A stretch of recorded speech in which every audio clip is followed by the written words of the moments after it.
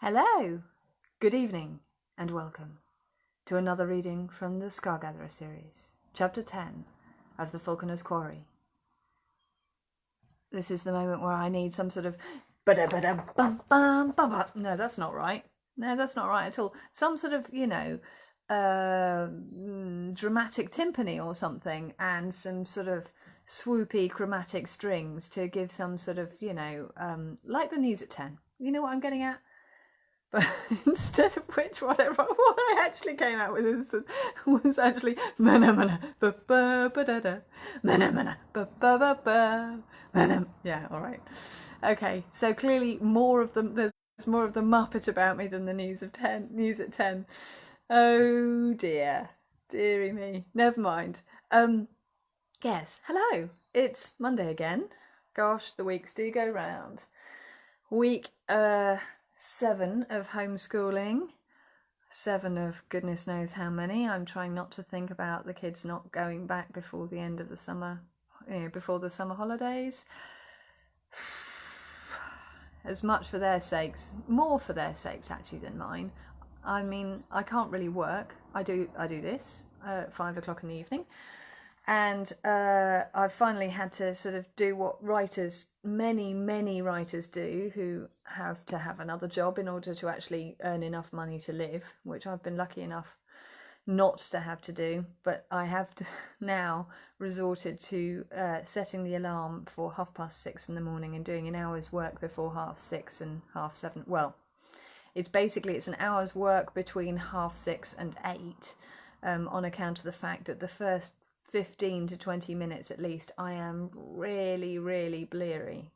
I do make myself a cup of tea, and once I start drinking the tea I start to get less bleary, and by 7 o'clock I'm definitely much more on the ball. But yes, it's quite a strange experience. I'm sitting up in bed with my laptop, my husband's snoring next to me, and I am sort of almost dreaming the new book that I'm writing. I'm at the moment, I'm not writing it, I'm working on the plan, and I'm ironing out lots and lots of little creases in the plan. It's quite interesting. Every day I come back to it, I notice other things that aren't quite right, and sort them out, and then I move on a bit, and then I notice something else. So the plan's definitely getting better. But yeah, as I sort of start reading through the plan, I'm definitely only just awake and almost not awake. And so sort of dreaming the story. And yet at the same time, that doesn't feel like it's such a bad idea, actually, because your mind comes up with all sorts of things. This is something I've discovered. It's one of the real joys, actually, of writing, is that sometimes your brain fills in a gap. It happens particularly, well, I was going to say when you're not thinking about it. That's not true. I always think of what Philip Pullman said when somebody asked him where he got his ideas from, and he came up with the most brilliant answer, and it was, I don't know where they come from, but I know where they come to. They arrive at my desk, and if I'm not sitting there waiting to receive them, they'll go away again. And he's right. You don't write a book in the shower, and you don't write a book while you're walking the dog. You sometimes solve problems in your plot while you're walking the dog or whatever, but things come into your mind unexpectedly and connect dots up. Your brain obviously chews things over, and that actually is a real delight when you've been sort of thinking, oh, I don't quite know how this is going to go and what's going to happen, and then suddenly the dots just join and you see the picture. It's amazing. Anyway, so yes, I kind of figure that if I end up partly dreaming the plot of the next book, then I might come up with, there's nothing to say I won't come up with all sorts of stuff that would be interesting or useful. In a way, it's good to be not too, how can I put it, sort of not concentrating, sort of receptive and there, but slightly not there, which means you can't be thinking about something else. You almost have to be thinking about nothing. Anyway, that's definitely what happens between 6:30 and 6:45. I am definitely thinking about nothing. Except, when the tea is going to be ready. The cup of tea, that is. Right, we are on chapter 10 of The Falconer's Quarry, and Joe has just arrived back in Lucy's world for the second time. He's happened to stumble into her while she's been collecting plants and herbs and flowers and things.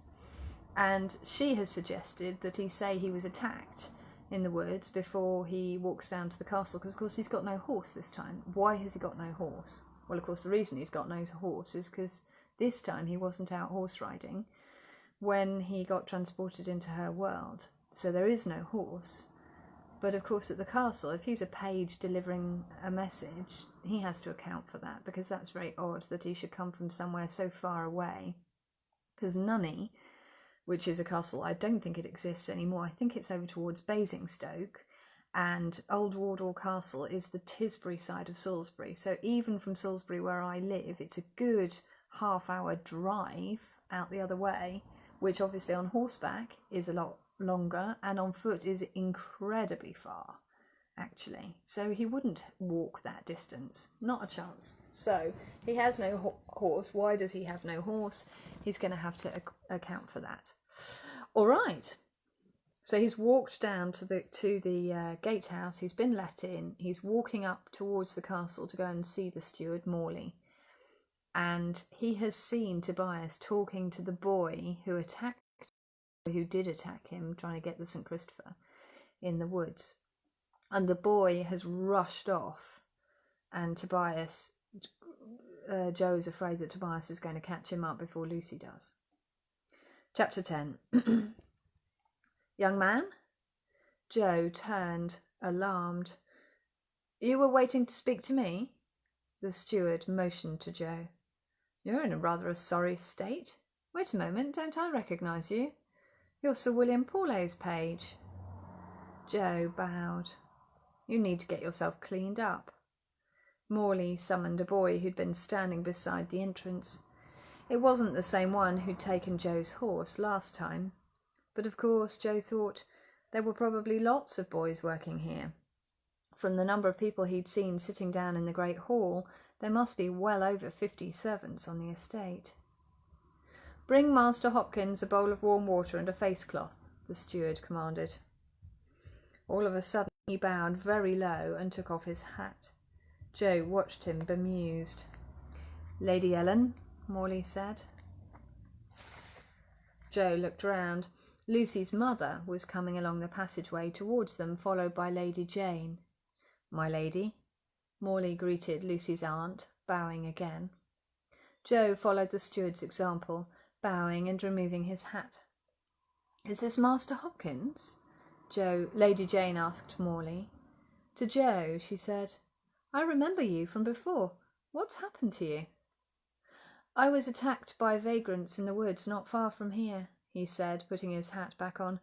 They stole my horse and the letter I was carrying for Sir Thomas. Repeating his story a second time, Joe felt more confident, even though it was no more true. He wondered whether Tobias was nearby. The older boy had certainly seemed to be coming straight towards the entrance. Joe stole a glance over his shoulder. Tobias was crouching down a short distance away, apparently adjusting his boot. You seem to have an extraordinary knack for attracting trouble, Lucy's aunt exclaimed. Did you not rescue my niece from some peasant boys on your way here last time? Joe inclined his head. That's correct, my lady. I remember now, Lucy's mother said. She looked quite different, smiling and relaxed, where before she'd been thin and anxious. You were here during my youngest daughter's illness. Lucy had been riding with the Falconer's apprentice, hadn't she? Joe longed to look round again to see if Tobias was still eavesdropping. He must have gone, otherwise Lady Ellen would surely have included him in her remarks. Shall I send a man to Nunney to find out what message Master Hopkins was carrying? Morley asked. Lady Jane shook her head. Send a couple of men out to find his assailants. They can't have got far. Even if they've stripped the caparison from the horse, it should still be easy enough to identify. It'll likely be a fine animal. What was the horse like? She asked Joe. Joe licked his lips nervously. He knew there were particular words used to describe horses, but he had no idea what they were. Brown, with a white line on its nose and one white foot. Quite large, he said, describing as best he could the horse he'd ridden out from the stables in his own time. Do you mean brown, or do you mean chestnut or bay? Oh, chestnut. And the white foot, was that the forefoot on the far side? He nodded. He had no idea. A good-tempered animal, then. How many hands? Joe must have looked blank, because Lady Ellen interrupted. If it seems large to him, it could be 15. Joe stayed silent, not daring to either agree or disagree. Clearly the horse didn't have 15 hands. It must be a way of measuring. Morley clicked his tongue. You've got a lot more training to do before you can think of becoming a squire, he said. Honestly, what do they teach pages these days? He turned back to Lady Jane. I'll send some men out right away, my lady. Good. The boy who'd been sent for the bowl of water appeared at Lady Jane's elbow. Bring that, please, she said curtly. No, wait a moment. Here's Lucy. I'm sure she'd like to see Master Hopkins again. Joe looked round. As he'd expected, Tobias had gone, but Lucy had finally caught him up. Master Hopkins, she exclaimed, feigning surprise. She curtsied. How do you do? Not so well, it seems. Her eyes flicked up and down, taking in his face and clothes. Someone has made a good job of dragging you through the dirt, she said, with a twinkle in her eyes. Joe bowed, holding back a grin. I'm glad to meet you again, Miss Lucy.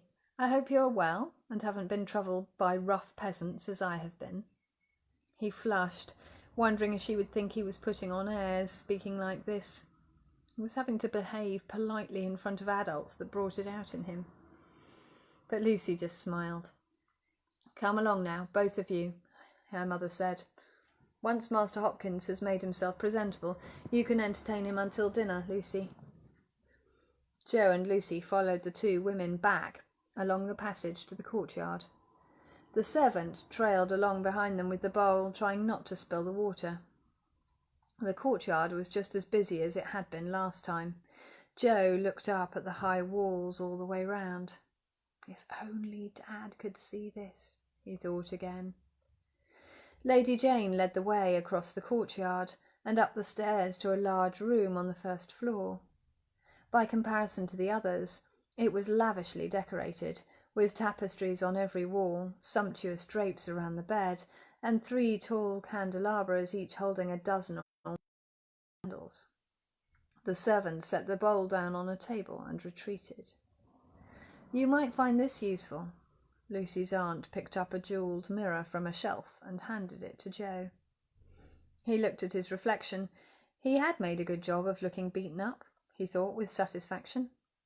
He dipped the cloth in the water and began to wash his face. His cheekbones smarted.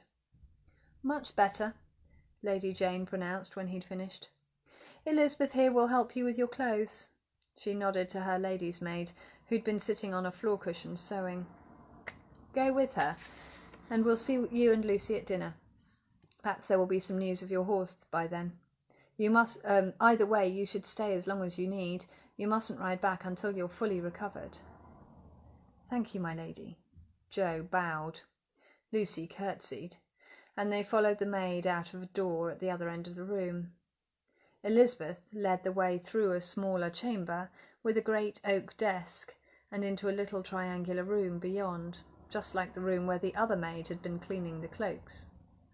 Joe stood as still as he could while she fussed round him with a clothes brush.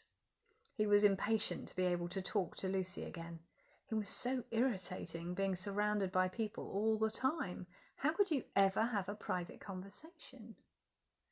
Finally, Elizabeth had finished.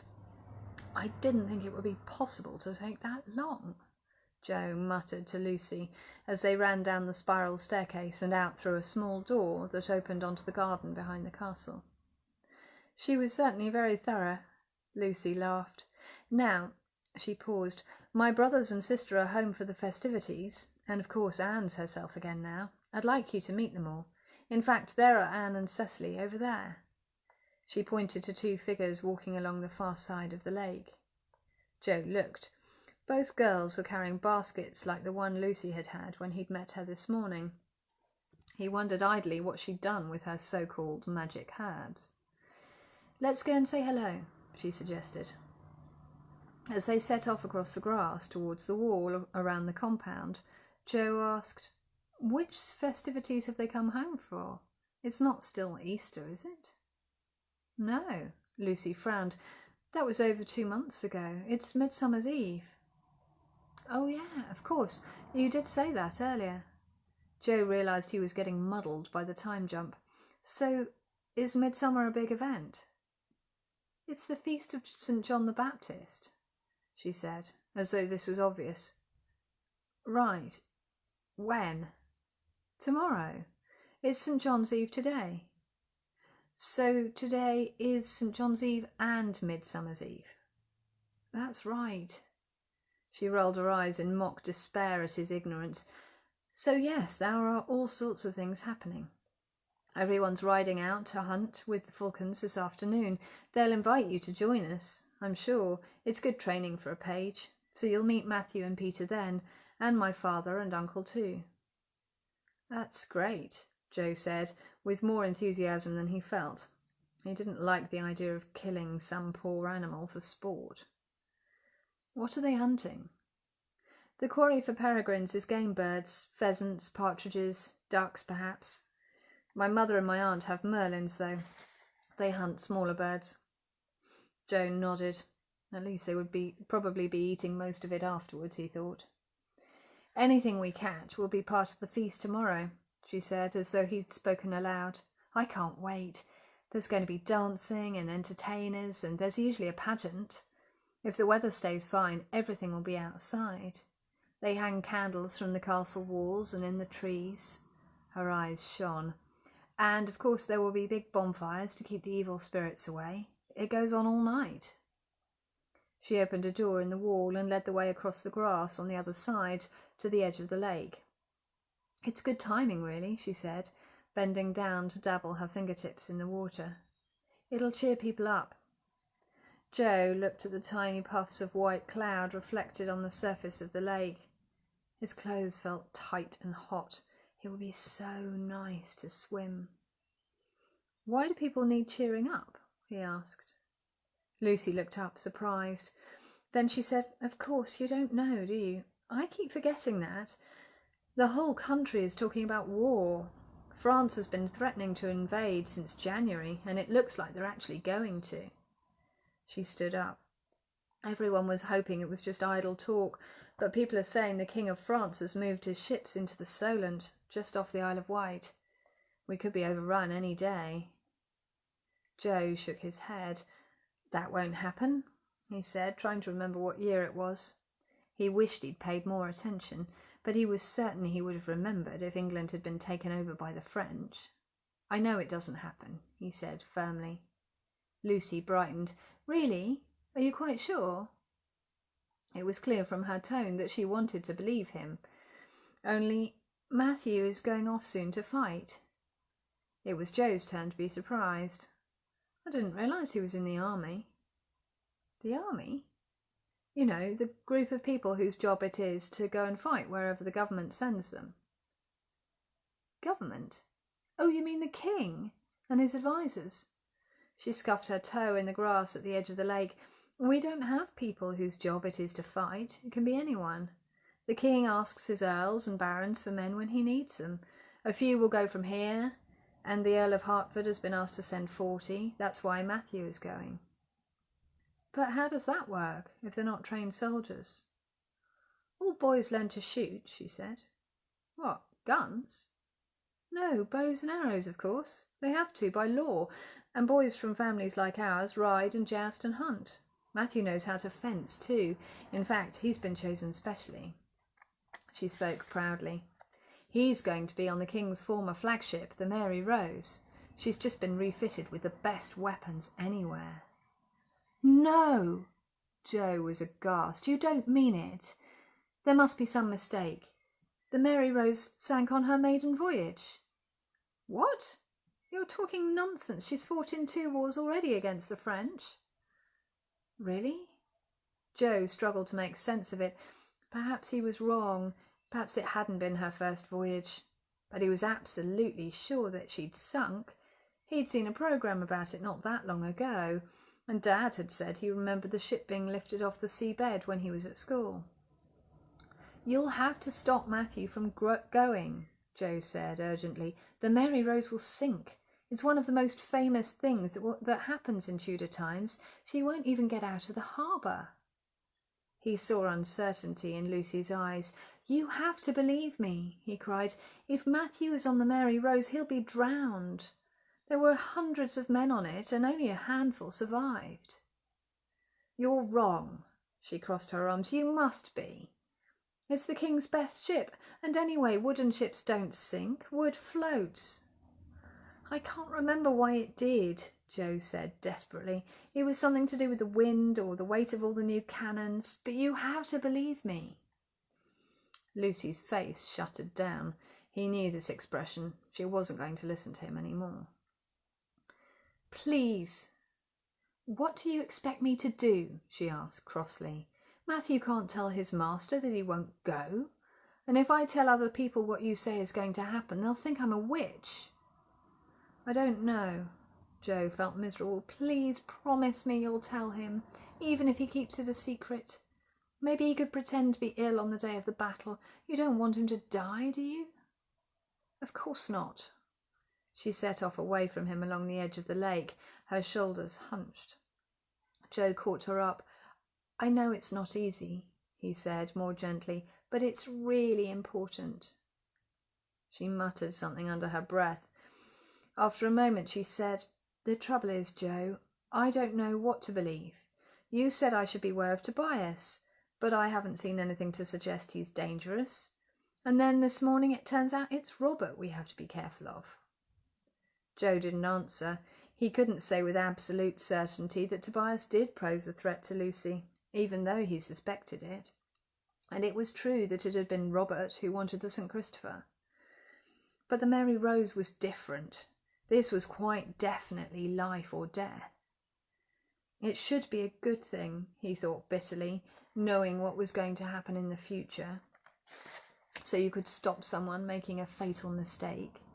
But it was worse than not knowing, if people wouldn't believe you. They walked on in silence. "Just promise me you'll think about it," he said at last. Lucy shrugged. "All right." At that moment there was the sound of shouting coming from the castle compound. Joe and Lucy stopped and looked at one another. Then, without saying anything, they both turned and ran back to the door in the wall. 2 men were marching down the track from the gatehouse towards the castle entrance. Wedged between them, his feet scarcely touching the ground, was Robert. 2 more men followed them, one carrying a saddle piled with straps, the other holding a swathe of material. Even at this distance, Joe recognised the crimson cloth of his own livery. He hurried across the grass behind Lucy. As they reached the castle entrance, Morley stepped out. "What's this I hear?" the steward barked. "Is it true?" The 4 men stopped in front of him. "We found the boy in the woods, sir," one of them said. "He was digging a hole. The livery and tack were beside him." The men carrying the saddle and the caparison stepped forward to show it to Morley. Joe looked at Robert. His eyes were huge and his skin pale. He looked suddenly very young. "It's obvious what happened," said the man. "His mate made off with the horse they'd stolen and left him behind. We were just in time to catch him red-handed, trying to bury the evidence." So this is something Joe didn't expect. He's come up with a whole story of why it is he has no horse, assuming that nobody will find anything that either corroborates or conflicts with the story, because there is no horse, so there's no vagrants to find. Only suddenly, actually, someone's in trouble for it, and for burying what appears to be the saddle and caparison of his horse from Nunney. Now, how did that come to happen? And how did it come to happen now? when he hasn't been here for 2 months? Tune in tomorrow to find out. Have a good evening.